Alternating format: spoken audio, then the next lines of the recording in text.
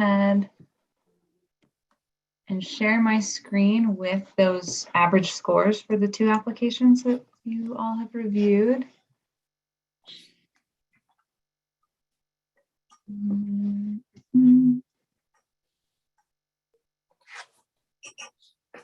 Okay.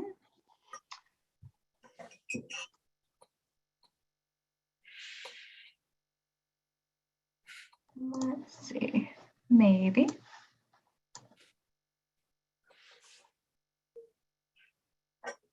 Okay. Figured you guys would all be beading and sewing while we were on here. I have to drive into town to get internet, Michelle. So, Okay. so I just grabbed the laptop and the cell phone and the extension cord. I would not put it past Karen Ann though. She could be beating in the background. Are you all able to see those 2 average scores? Good, great.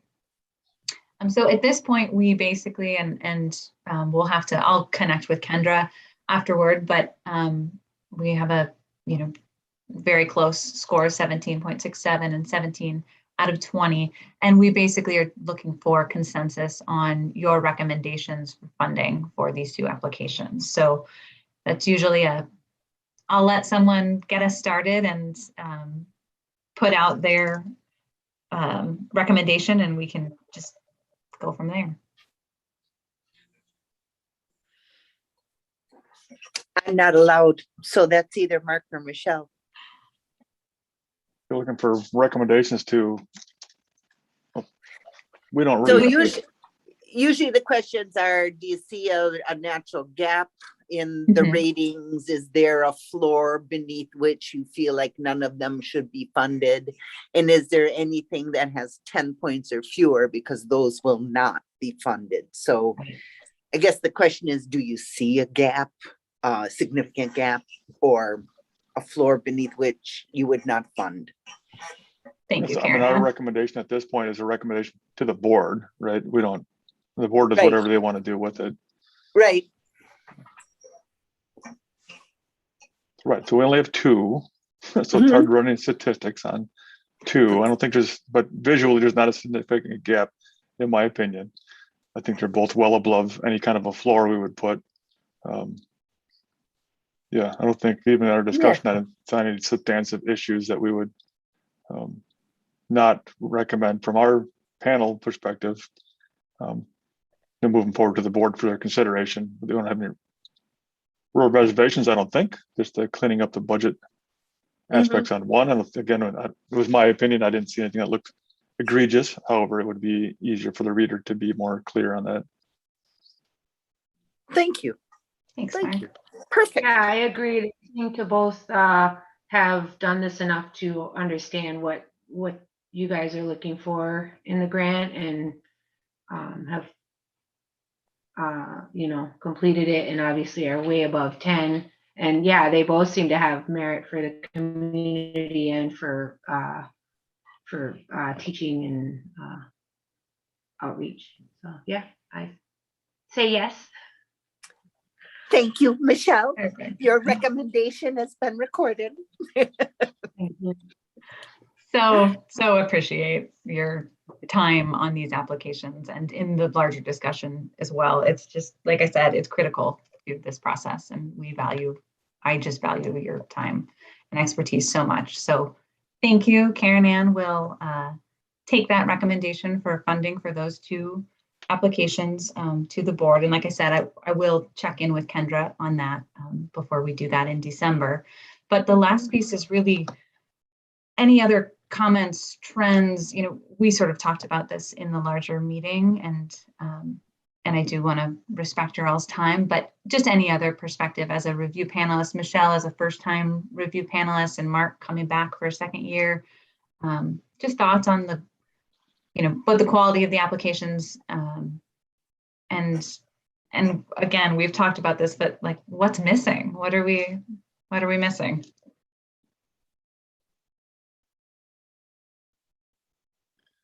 Well, since I've done this one time more than Michelle has, I guess I'll go first.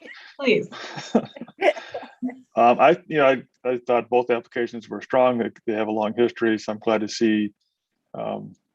I'm glad to see newcomers. I'm glad to see people coming back again too. I think that's a testament to the programming, and the funding is helpful and it can work. It is helping support community initiatives, some community involvement, both on the putting programs together as well as benefiting from the programming that I like. I'm not much of an artist myself. I do appreciate the art and the work that goes into it, and I'm not a strong critic because I know it takes a lot more than what I've got to put things together, but I can definitely appreciate different aspects of different kinds of art. So I love to see the applications and the groups that do it and the outcomes that we get to see coming out of it. So I'm really happy about those things. It is, as I think all of our programming matures, it is trying to take a little bit more of a perspective on demonstrating some kind of an impact for our communities, whether it's numbers of participants or questions in the survey when something is completed as to, what did you learn? How did it impact your life? Are you going to do anything different? Do you feel like you understand this better? Things like that. I don't think anything super high level is going to really inform us all that much more than just basic common sense type questions. So I think those would be a strength going forward with this kind of work. Thank you. Thank you. Thanks, Mark. Miss Michelle?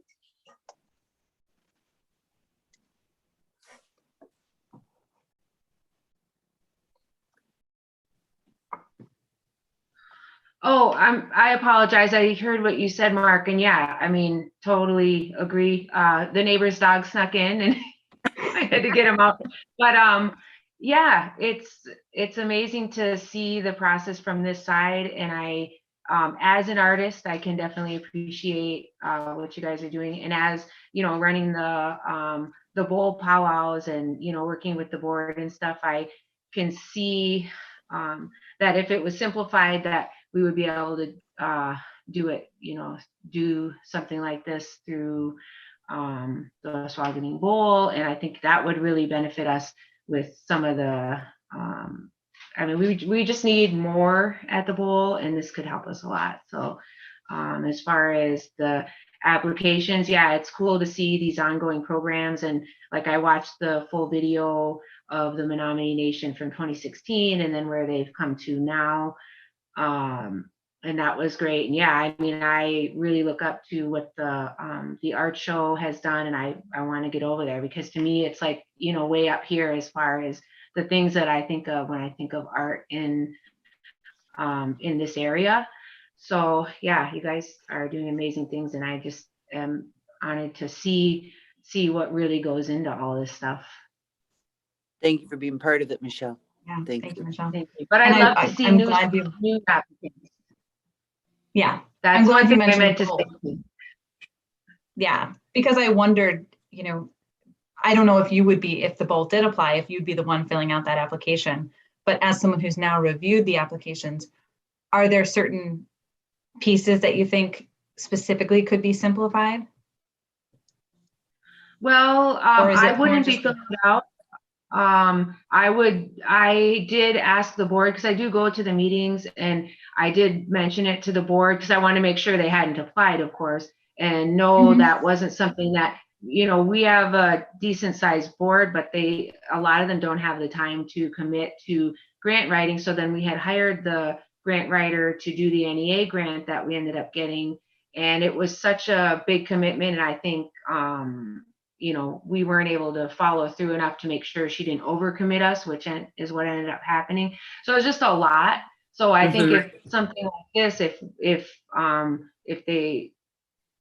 if maybe they got one of the Flambeau grant writers to do this one, then they could ensure that they had someone to follow up with, because them hiring April from NMU to come and facilitate the grant, it was just like a big undertaking. So I think when we think of grants, it seems like an overwhelming thing. And I personally only commit to running the powwows, and marketing is a big thing for me as far as what I can bring. So that's pretty much the level of commitment I have, is just like 2 days a week plus marketing and then they have to do the rest. So, but I mean, I would recommend it if I knew that they could actually follow through, from start to finish without a huge time commitment and without, everybody needing to read through and make sure nobody's over committing, just knowing what we can handle, I guess. Yeah. That's really helpful. And it sounds like we heard, part of that is sort of demystifying this process and additional technical assistance, because to bring on a grant writer for the amount of funds that we're offering, it's like, how does, that just doesn't make sense, not an NEA grant. So I think that simplifying, I hear you and appreciate that. Yeah, I think we heard a lot of that today. Yeah, we have a person who goes out and gets people to sponsor. So this could maybe fall under her task, is to not only get sponsorship, but apply for these grants that won't take a huge time commitment. And then she can offer the same thing that she offers to our sponsors. Possibly. Sure. And like when I write the script for our MC, I always put in, you have to announce the sponsors, and I give them the sponsor list for that weekly powwow. So like little things like that, we're going to mention the sponsors 3 times during a 2-hour event, things like that. And then if we display their signs, if we do have a table talking about what they do, and maybe, I mean, have you guys considered having someone from your group go to some of the different activities that are, awarded these grants, and maybe even trying to get more? I mean, that's a lot of work though, but outreach and getting regular people to know about it. Yeah, absolutely. And that's, that's part of my job in non-COVID times. And, but it's a capacity question, but I would love to be more on the ground. And so the question is, maybe, can we bring someone else on to be on the ground and be promoting the opportunity, or, really getting to know folks and getting to understand the need better? Because as one staff, a staff of 4 total, and me in this position, it's like, how can we, but that's a great suggestion. You're not wrong about that, Michelle. Yeah, that networking is key, is key. And if we had like a 1-pager for when a guy was out and about, that you could just drop to people, that would be a really smart idea. Yeah. So do you guys do Facebook promotion, like sponsor Facebook ads and stuff? I'm always bugging people about this because it has such a huge reach. When these come up, I personally send the application link to every individual artist that I know, to every arts organization in the Native community that I know, and to all the tribal offices. So I send it to the, whoever is the president or, chairperson. I make sure that they get a copy of the link. But, everybody's inundated with emails. So, I don't know what percentage of them get read, but I do know that I do the outreach. Yeah. And nice. Yeah. If I got an email from you, I would totally open it. Yes, bless your heart. That's why we're glad to have Karen Ann helping promote the program, because you might not say the same from me. I sent you a lot of emails. So. I opened almost all of them. Almost all of them. You did. You definitely did. And I think that's part of it too, is that, it's like outreach by Facebook or by MailChimp.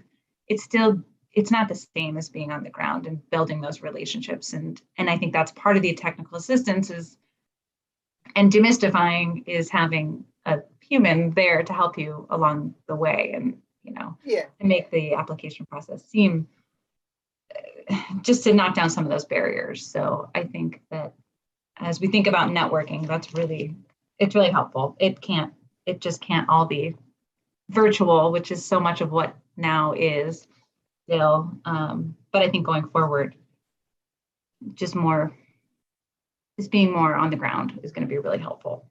So thinking about in the other discussion, how You know, a couple of people were saying either they reached out to certain artists or they were reached out to, you know, like as an artist, I do wonder sometimes, like, how do these opportunities end up, you know, falling in your lap? Because personally, Mhm. I feel like that one grant that, you know, I made a post in Social Distance Powwow, and that person that I knew from Keweenaw Bay said, "Hey, Michelle, you should apply for this." And he made it so easy that I was like, wow, like it's like magical, you know.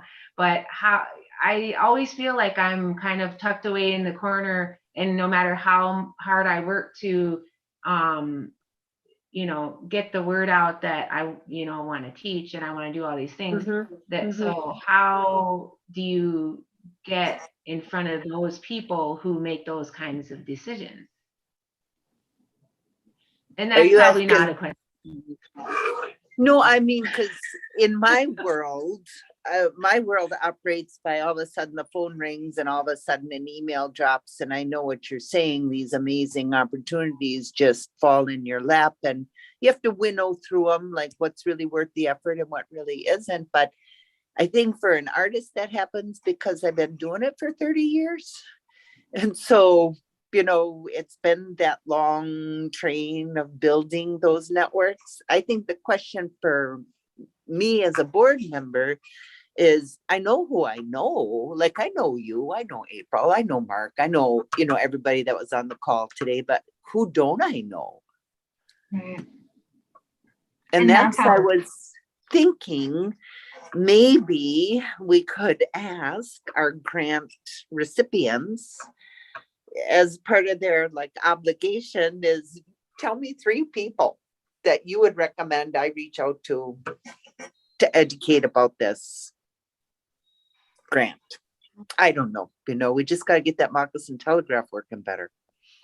I was gonna say, because we rely so much. I mean, Michelle, it's, you know, I lean on Karen Ann to say, are there folks that you'd recommend to review these applications this year? And that's how your name came up. And I'm so grateful for that. But it's so much is this network that exists, but it is, how do we reach the folks that we don't know? And how do we prevent it from only reaching the same people and organizations year after year? Because I think in some ways it's become a sustainable program for those organizations, and that's great. Or is but, it? Right. But there's a gap. There's certainly a gap there. So it's a great question. Yeah.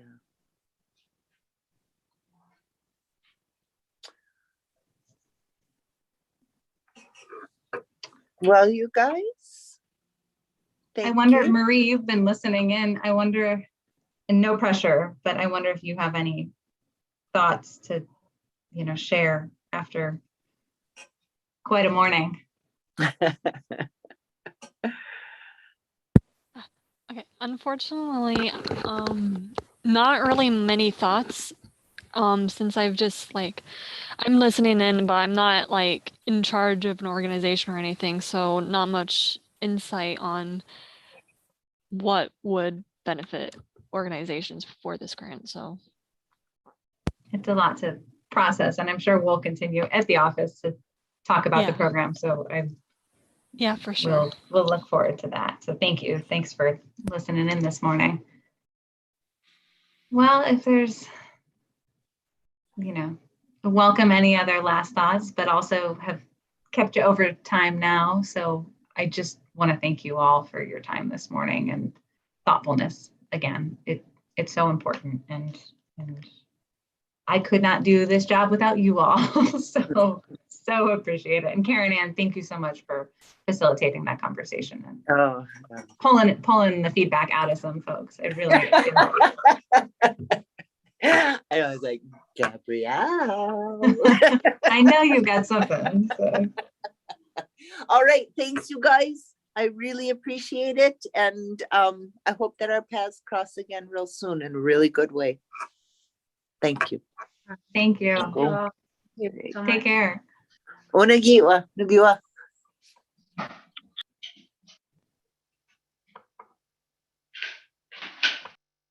My screen's minimized. There we go.